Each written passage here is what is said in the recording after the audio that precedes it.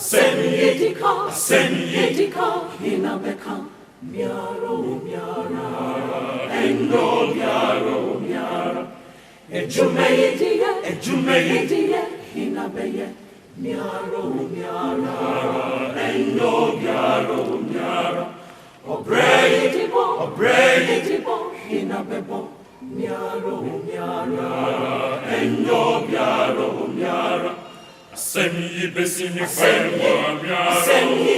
Asemi miara.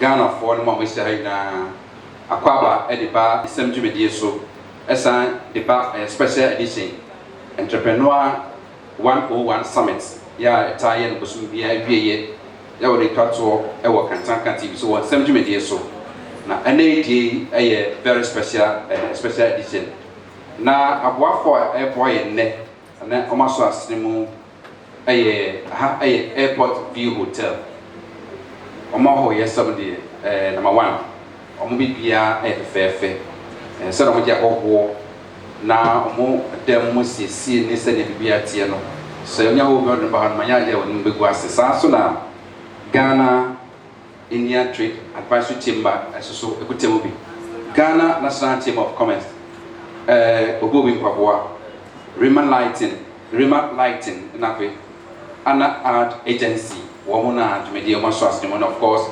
Kantanka TV ana afi Kantanka automobile omoso kutemu bi na yede eni se business ye won mama ye business akese no de omo marketing omo ni suro bia wo mu se omo ye business na omboka esan so mashase e ma business na nya wi nti hu bia ni wo mu omo nya nimdie sron kon so e wo edwuma no se ne be danda no nyina no omo nya nimdie dada na won mama fi no be hye oboni se startup aya na esuro de papa se be bia no ko be sian bi bia na obisike bia da be bia na ebusuan sika kra na kofa na all traffic ti ana ehu wompa na so no so je no wompa na so ya obese no me no pani bi e wo Ghana ha no ma sesia no our stores on be pray years back abaye eje normal ehwe gugatem enso ampa ba entene dwumedie no be busy or startups won ma mo hyedwuma ase no na ya hwe se omenye nimdie sonko na motimi nya kudru ada ye madwuma me amedi ene wo chamedin ni kobna wosam onantefo aya Kantanka cars agodo automobile money Kantanka cars de nam krom de aye ya hoho akraina ana ase nyina no cars a utima odori se durable wo na so asimo a ede dwumedi nti aka je mo kra to ba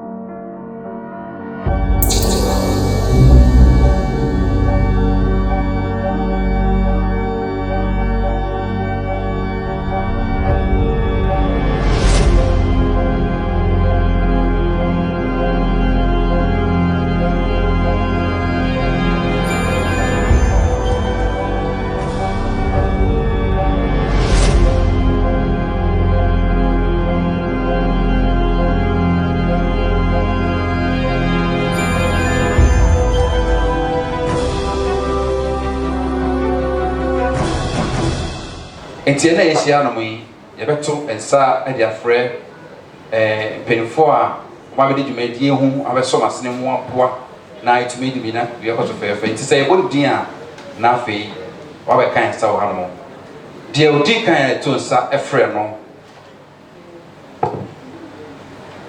ɛyɛ owura Dominic Oduro Entry ɔyɛ president Ghana India Trade Advisory Chamber patro horoma ɔmpɛgye no ɔbɛtena ɛkyira ɛmfa ɛman fɛfɛɛfɛ owura Dominic Oduro Entry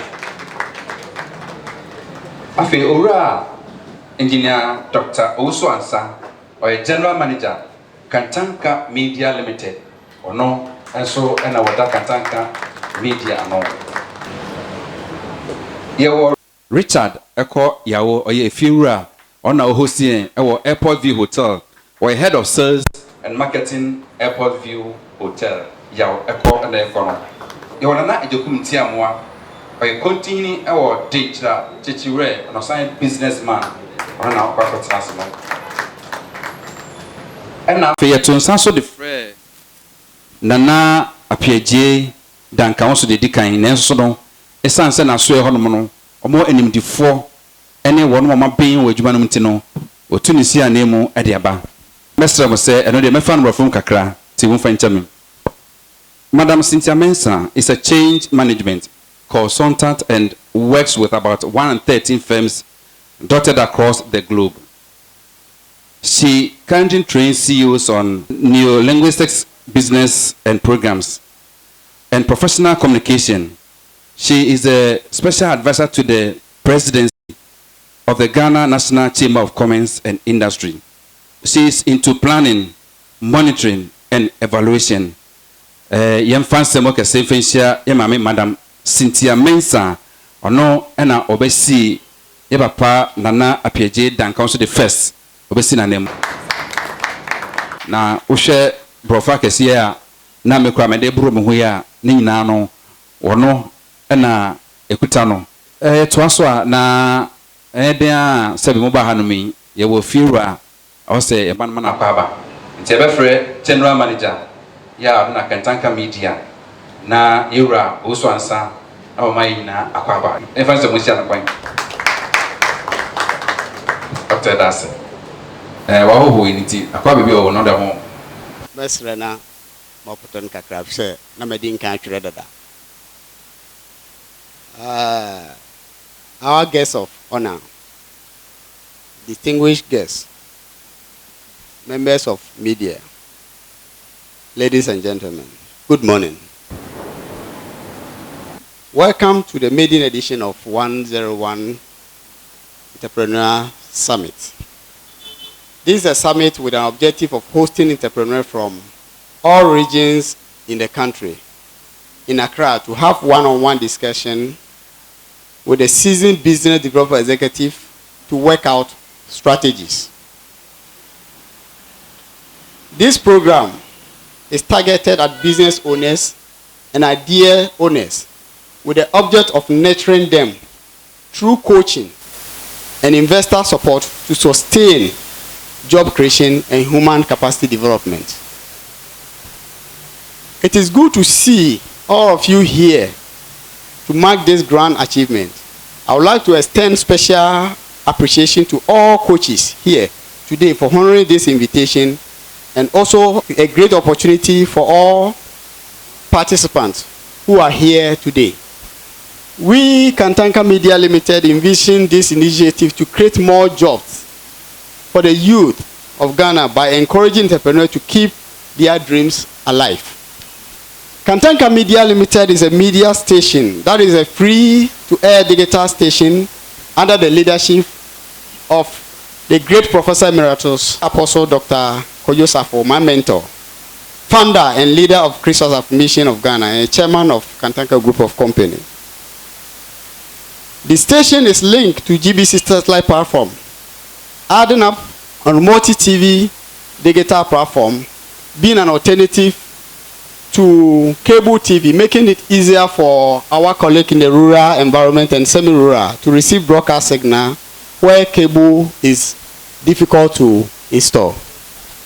The station is developed to focus and aim at providing excellence television geared towards promotion of science, technology, and innovation, because that is a pivot around which socio-economic development of Ghana and the entire Africa continent hover around, which is a fact. Our footprint in terms of coverage, the television station is well positioned to provide the widest coverage as anyone can think of. This is the platform in Ghana in the era of digital broadcasting, which provides you, your company, with the largest footprint needed for marketing and promotion of your product and services. Because with the exception of the North African countries, that are about 4 of them, the Arabic country, which we are not able to reach, the station covers the whole of Africa. It also covers the whole of Europe, direct transmission. So whenever you are doing or whenever you are having a commercial with Kantanka Television, at a go, you are advertising within the whole of this continent. Effort is strictly being made to add up to America continent, from Canada and North America through South America by the end of July. Relationship with Kantanka Television. In line with our objective, we at Kantanka Television seek to partner your company in order to provide for you an authentic and much more trusted platform that will assist you to craft appropriate messages that appeal to your target customers and consumers, who also form part of our target audience. We are committed to deliver innovative and creative on time, tailored to suit the advertising and marketing objective of our partners.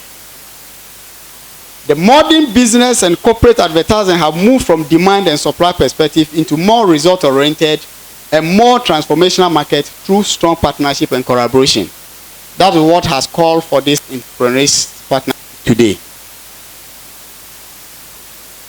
This is what Kantanka Television seeks to provide, and we invite all stakeholders here to contact our marketing department for affordable business relations.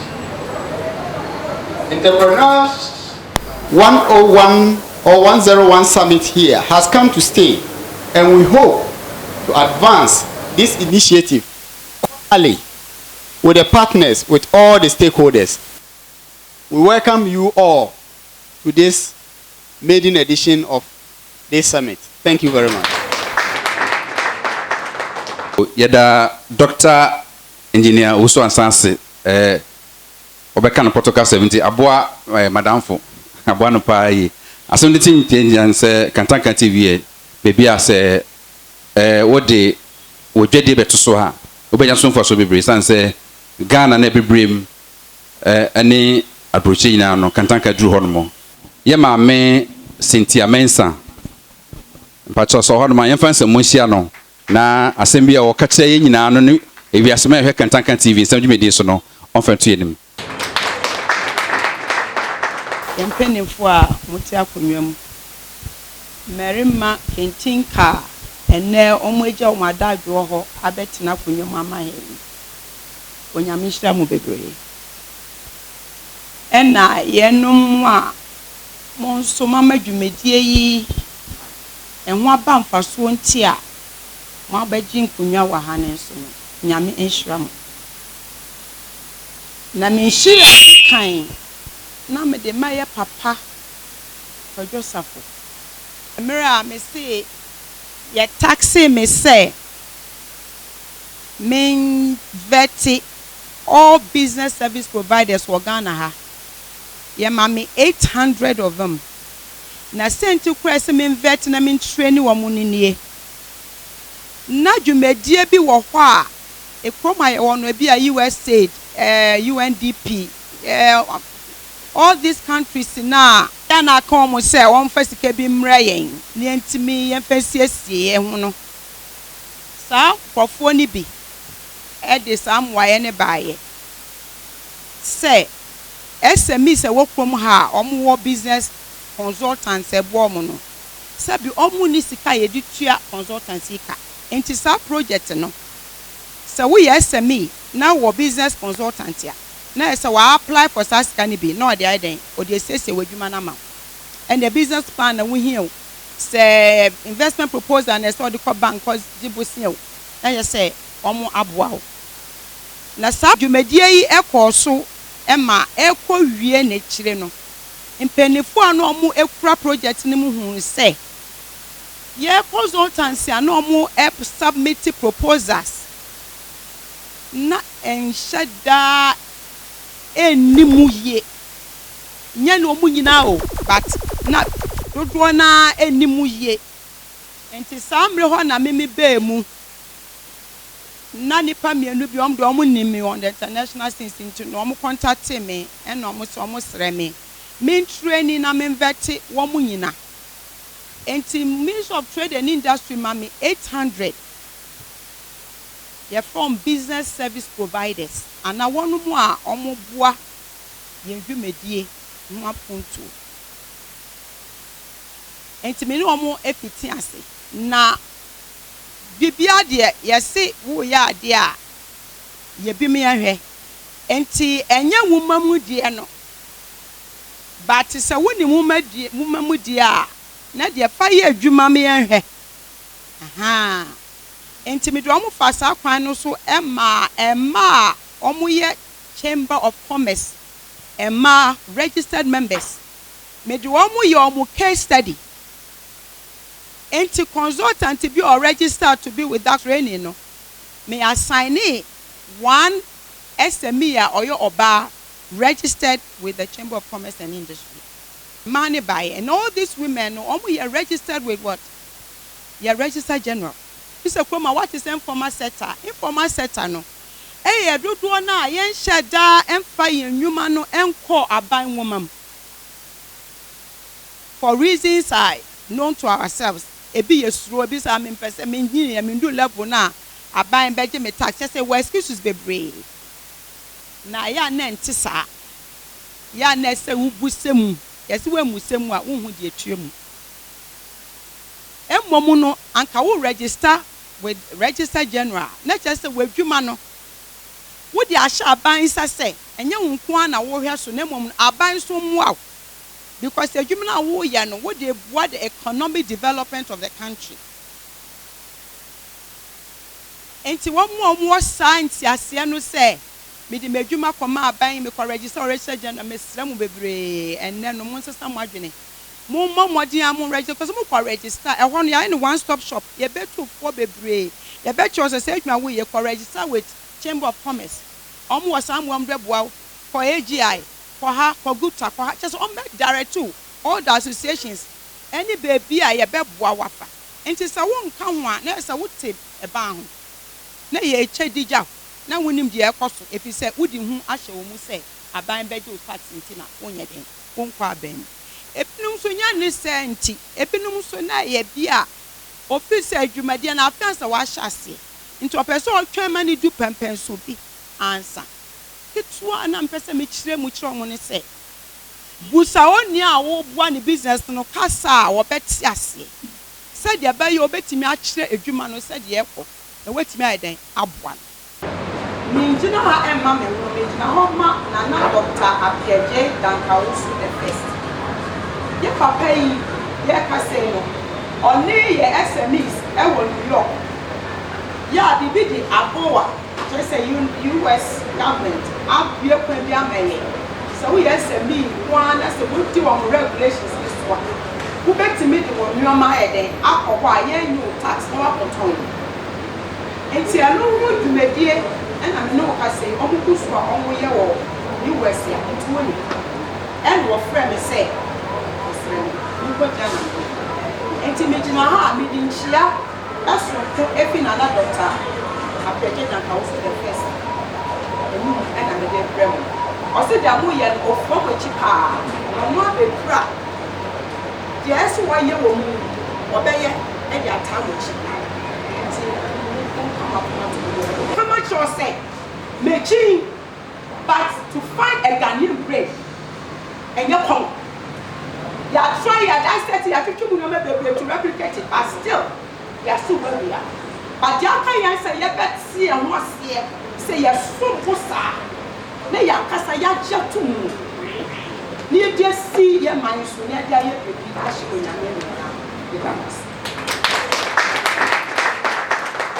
Yada Yamame, Cynthia Mensanse, Nsem Medi, Nafe, entrepreneur Medi, Airport View Hotel, na Afe, Ghana, Indian Trade Advisory Chamber, Ghana National Chamber of Commerce, Ruby Papua, Rima Lighting, Anna Art Agency, na Afe, Kantanka Automobile, and the Hotel Sim, of course, Kantanka TV. Now, other media as one along the line, so no, the people in Adorman said, Medica CC, no, almost sitting about a cover, and am Sene ma me mensa kasa no kasa bebre afa no ma bebre ho tumedi titiri no se yenua no kuma sana dwuma ne tumpo any talent e se mo no betime pie ni emodwe de so afato na o manfa mo ho akwakoto eye oproni aban ankwankwe dwuma so man kasa ye o dwuma no mo create employment for themselves na fe mo fa other staff so yes every crowd the better staff the host of this program papa eko yawo ono eda Airport View Hotel hanmo wono ba be kasa afa customer care ho ya hwe se ye dwedie mu nsem no ye tibia na e bobre no se na sifa aye no so hono ma ye to sa fe no on beje akasemi.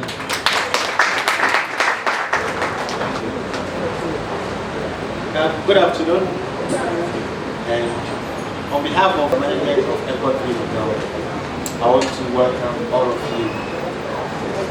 My name is Richard Yao Eko, and my job is very simple: customer relations. It's a very big problem.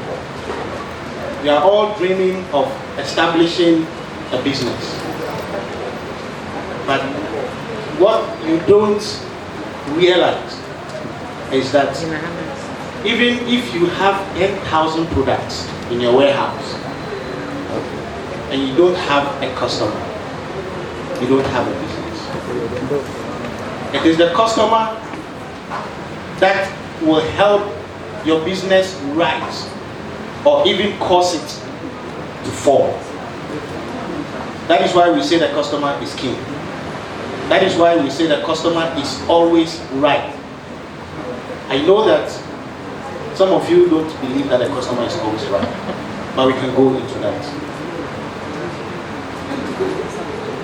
Now, what is customer relations?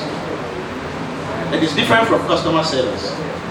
Customer service is what the customer gets at a point where you are exchanging goods and services. But now customers are not just interested in buying what you have. They are interested in how you sell it to them. They are also interested in what happens after you have sold to them. In fact, there are some customers who expect that when they leave your premises and get home, call them and find out whether they've gotten home safely. There are customers who are expecting that when it is their birthday, call them and wish them happy birthday.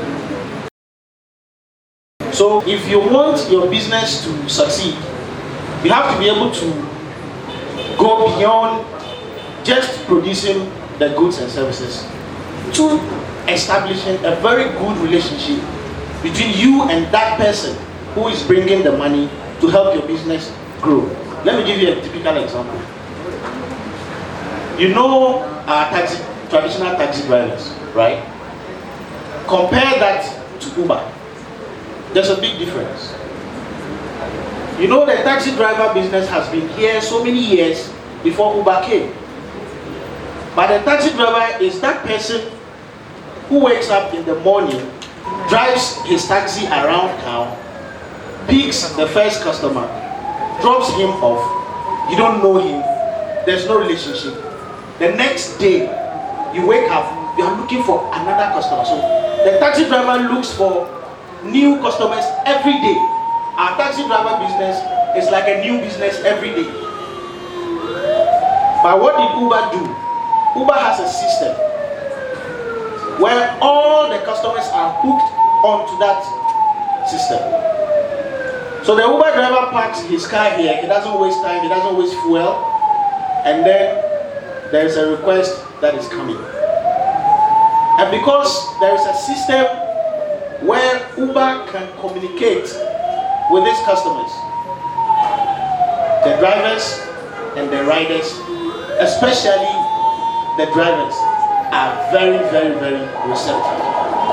The same person who is driving a taxi, put him in an Uber car and his character will change, because he knows that the customer in his car, after the customer gets off, the customer has an opportunity to rate him, to give feedback to Uber, and Uber can now take you off the system because your customer relation will collapse the Uber business. Now, there are a lot of benefits. If you manage your customer relations very well, there are a lot of benefits. But I will share just 3 with you. One is customer retention. There are research. We have a lot of research there. And there's a research that has discovered that about 61% of customers don't come back when customer service is bad. They don't come back. Research has shown that customers that are not satisfied, how do you even know that your customer is not satisfied? How do you know? A lot of people will visit you and then they leave. Whether they are satisfied or not, you will not know. 91% of those people do not come back. So customer retention is one of the benefits you get if you manage your relationship with your customers very well. The other one is loyalty. Loyalty is like addiction. Loyalty is like the relationship has gotten to a stage where even if you increase the price of your goods and services, the customer doesn't care. They will pay for it. They will give you positive feedback. They will contribute to the development of your goods and services. They take the business as if it is their own.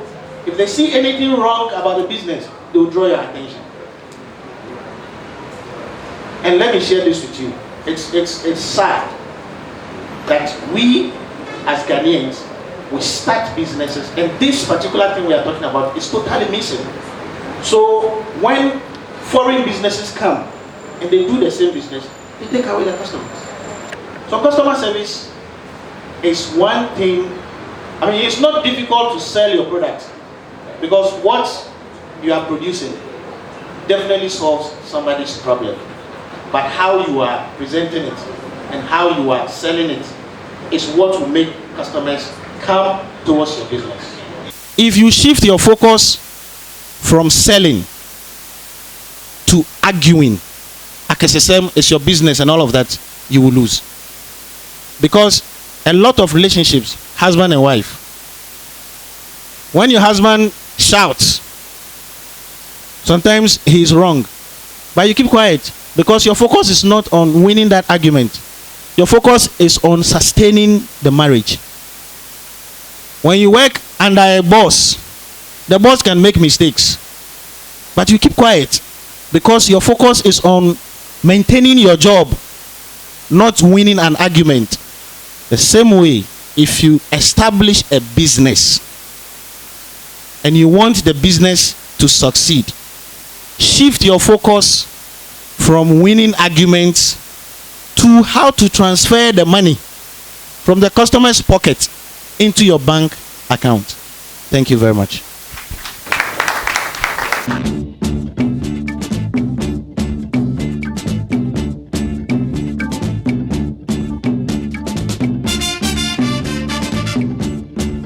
Onipa how ene ne da achenti e na abribia wo sori prayer hwehwe na hoto ne nso e ma prekope en kukuhwe ase ene wo how bebre ene wo mu wenti e na Kantanka TV ya hwehwe dwumadie foforo kra ya to din se edwaso nsem wo dwaso nsem dwumadie so ne baba pne adwadefo ne abusa wo mo how ene wo mama ne wo mo efemu na empo se edaw bitai akira a wo de pre ahwehwe won da achen ahoto eno ti hia wo bia ba ama adwobi e wo Kantanka TV ne emfa edwaso nsem emfa mbro.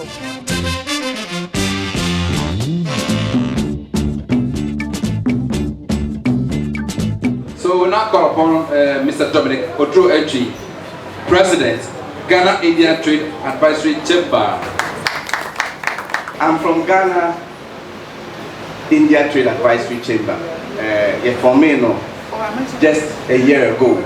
I'm into research. I like to do a lot of market research, and I've done it for since '97, even with BBC.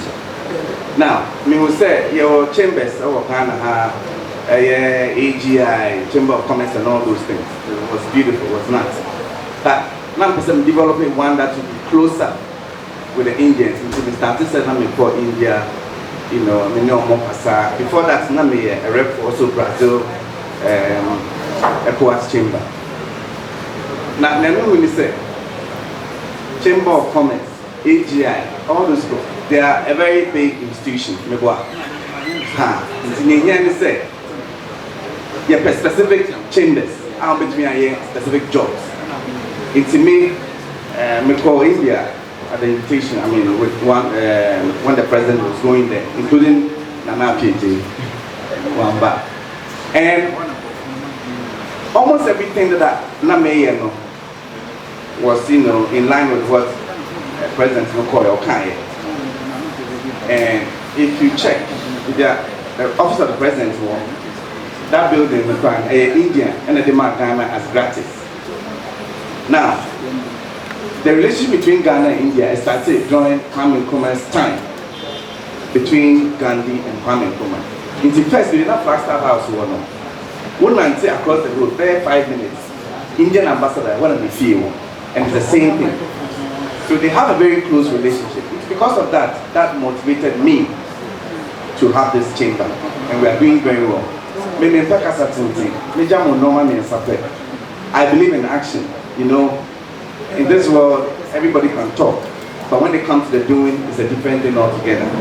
My passion today is to help young entrepreneurs. You understand? There are a lot of students who are agripreneurs. They are just there. These are my headaches. Ghana India Trade Advisory Chamber. We are in 10 countries. Some of big said, Ghana India Chamber. Now, maybe branches in other countries within just a year. Now, besides, Indians are all over the world. What are we waiting for? They're everywhere. I was at the UN conference, they are there. Most of them are even occupying key positions at the UN.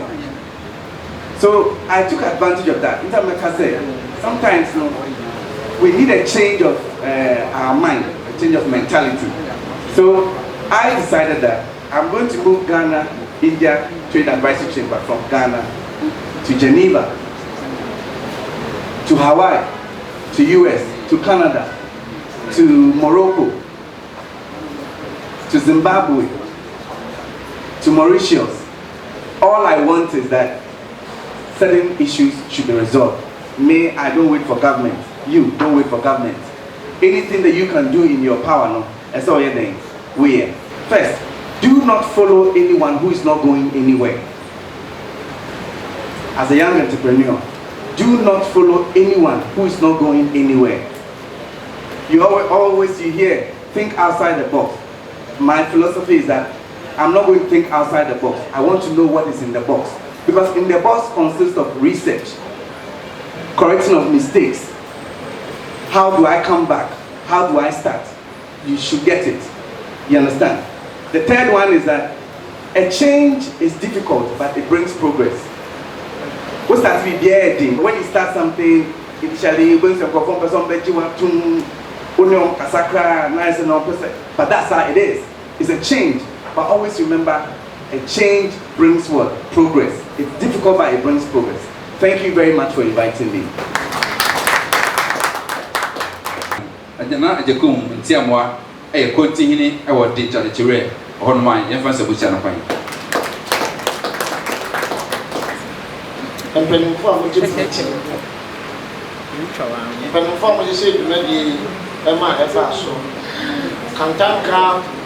TV4 any TV ahodoɔ a mo nyinaa mɔtwa hyia yɛ nsɛntwerɛfoɔ yɛn mpanyinfoɔ yɛn nuanom adwadifoɔ ketewa a wɔpɛ sɛ wɔkɔfɛsi wɔ dwadie mu ɛne yɛn nyinaa yɛwura apɔsorokodo safo a ɔde Kantanka TV ɛbɛbɔ ade ɛwɔ Kanama mu ha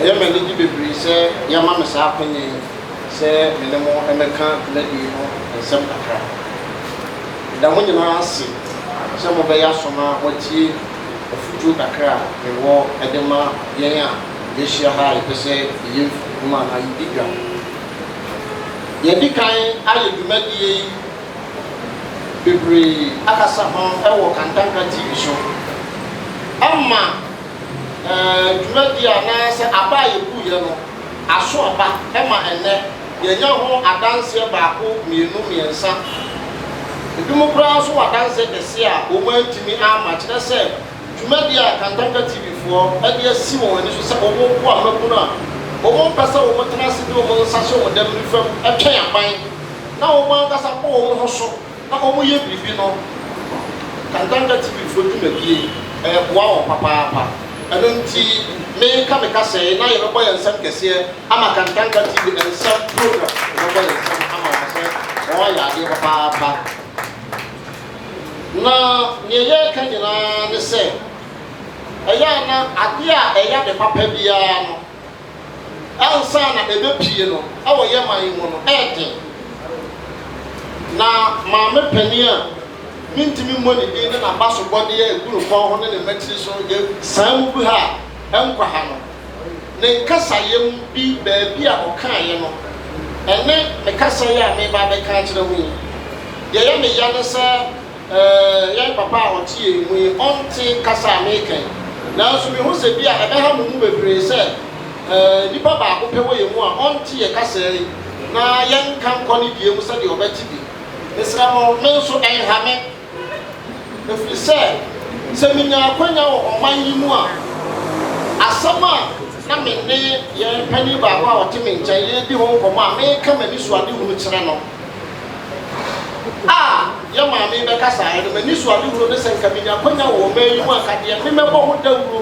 ɛwɔ ɔman yi mu no yɛ maame wɔ kan enti bi a ɛnɛ mene ne kɔda akɛtɛkorɔ a daeɛkorɔ ɛna mene me maame yɛsoeɛ masɛm ne m'ani so ade hunu nyinaa ne sɛ ɛmabunu mu adwuma a mobɛsa moyɛ ɛwɔ ɔman yi mu no mobɛbrɛ berɛ a mobɛbrɛ ne sɛ ɔman Ghana yɛwɔ mu yi ade a m'ani so ade hunu a mehu sɛ ɛbɛma Ghana ayɛ yie na yɛbɛtu mpɔn na yɛafrɛ yɛn sɛ yɛyɛ freedom and justice country no gye sɛ ɔman no yɛyi yɛn kasakuo no a ɛwɔ ɔman no mu baako si hɔ na yɛde mmara to so ma ɛyɛ ɔman no nyinaa kasa saa asɛm wei so ɔman panin bi ba ko wɔtumi ne yɛyɛ saa de no a ɔman no mu nyinaa bɔ mɔ nkɔnya adwuma yɛ na mɛma wɔn fa to ho baako no sɛ mo a mo nyinaa mɔwie university ana monim twi kasa ka sɛ alupre baako bɛsi airport a enipa nim koraa no aburu 200 alupre baako emu bɛ 50 ɛna yɛ Ghana fo nti 150 ni nyinaa yɛ hɔhoɔ nti sɛ alupre mmiɛnsa efiri amanɔne ɛba Ghana ha da koraa yɛnya nipa bɛyɛ 450 ɛba yɛ maa yi mu enipa 450 na ɛba na emu bɛyɛ 6 ɛna yɛ group deɛ aka no ba ne individual nti sɛ ɔba no yɛ national flag ne nneɛma a wɔyɛ maa yi mu nyinaa yɛde twi kasa na bɔbɔ ho a ɔno ɔba no wɔnte twi no ɔntimi nkan nti gye so wɔfa Ghana ni aba ma ana na ketesi a wɔte twi na wɔdi n'akyi nti saafoɔ ne nyinaa no aban na bɛfa mo na wɔtua mo kane ama wo tag nti aban no na be charge sɛ ɔba bɛdi 2 days ɔbɛdi 1 week ɔbɛdi 1 month a ɛsono charge aban no be charge ɛbɛkɔ government coffers bosom so ana aban no ntua wo ka nti university students dodoɔ sɛ na bɛyɛ adwuma wɔ airport obo obi mpaboa yi broni ba ɛyɛ ne fɛ ɔpɛ so otobi na ɛwɔ se yɛde twi atwerɛ gu ho obo obi mpaboa nti ɛba saa broni no ba ɔnhunu ade korɔ gye so ɔkɔfa obi no ɔba ba di nanim no akɔ akɔtɔ ɛno kora no timi boa na wei no deɛ mede betwa mu kɛkɛ ɛno no yɛ mema dwen a meda yɛ so ɛwɔ mi tirim sɛ minya kwanya mema Ghana nyinaa ke yɛabɔ ho dawuro yɛayɛ ho campaign na ɔman no yɛ nyinaa yɛaka yɛ kasa baako ɔman no bɛyɛ yi na yɛ mmeranteɛ ne yɛ nketesi a mopɛ sɛ mofifiri sen ɛwɔ adwuma mu ne ɛwɔ mu nyinaa ne sɛ sɛ wopɛ sɛ woyɛ adwuma a ɛwɔ sɛ wonya anisuade hunu na anisuade hunu na wobɛnya no anso wabɔ mmɔden sɛ woyɛ wode yɛ adwuma enti deɛ di kan no wonya anisuade hunu na ɛmfa ntena hɔ fɔ so sɛ bɔ ho mmɔden sɛ wode anisuade hunu no bɛyɛ adwuma ɛno na buroni sɛ wobɛ utilize deɛ wo vision no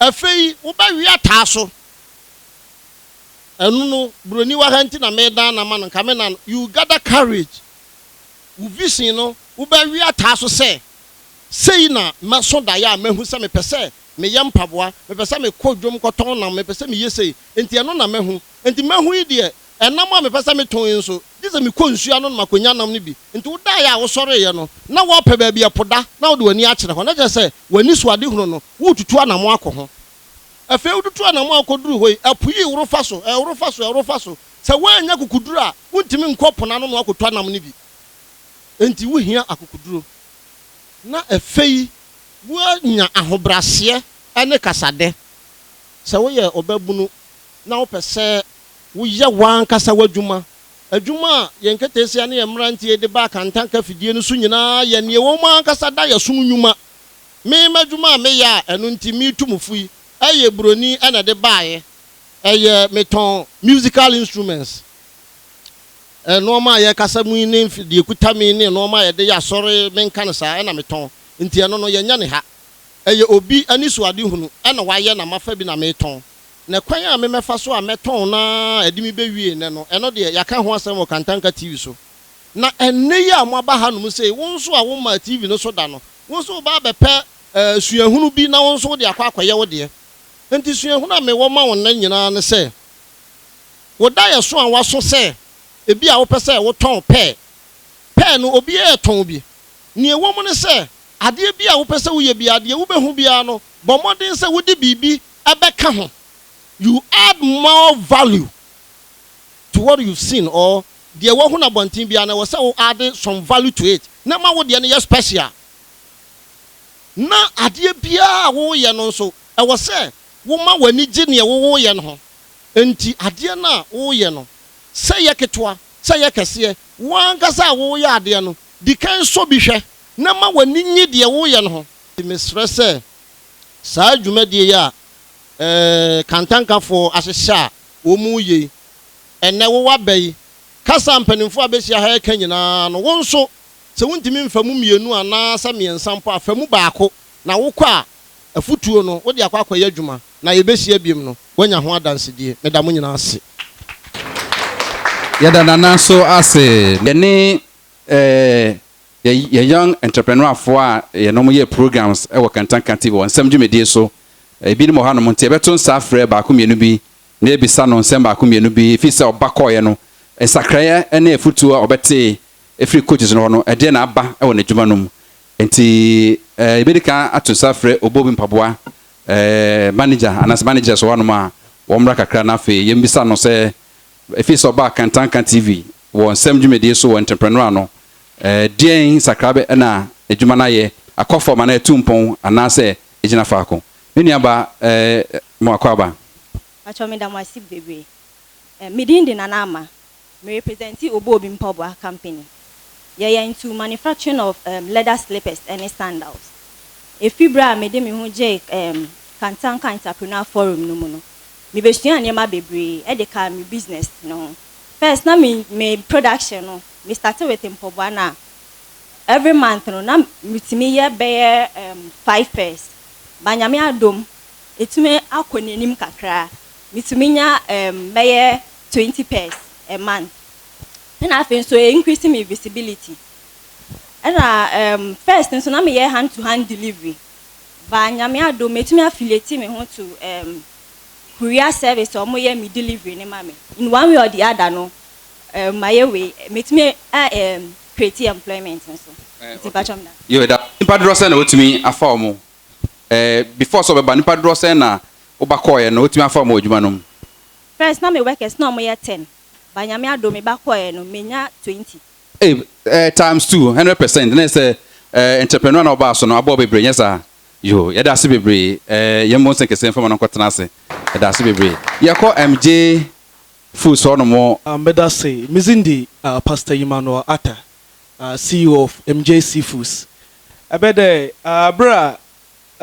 ye journey entrepreneur forum monthly program no na so no odo orokodo ngakangakra but after program ye hu there ye nya dam exposure no You reach out to more customers.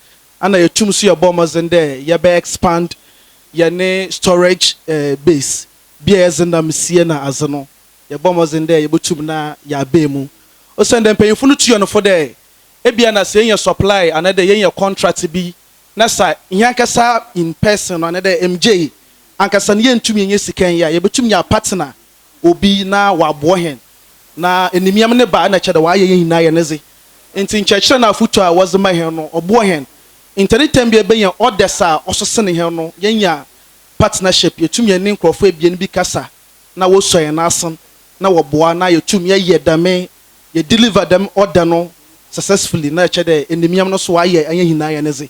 Nti likewise ne hu de ye ne profit margin erokosor after ye journey program no na dembra adwuma no so rokosor no na ohu hie de ye bafa endom aka ye no ho nti obandam so yotum na ye nya obinum a wo bo so na ase no wo bo hen e wo adwuma nim a ya fo nda adwuma ye fo nti first na adwuma base no we are around 8 but say me adum ye around 11 nti gradually ye feed there ye rokọ ye ni me kakra na adwuma di no so wa boa ara ye ye da say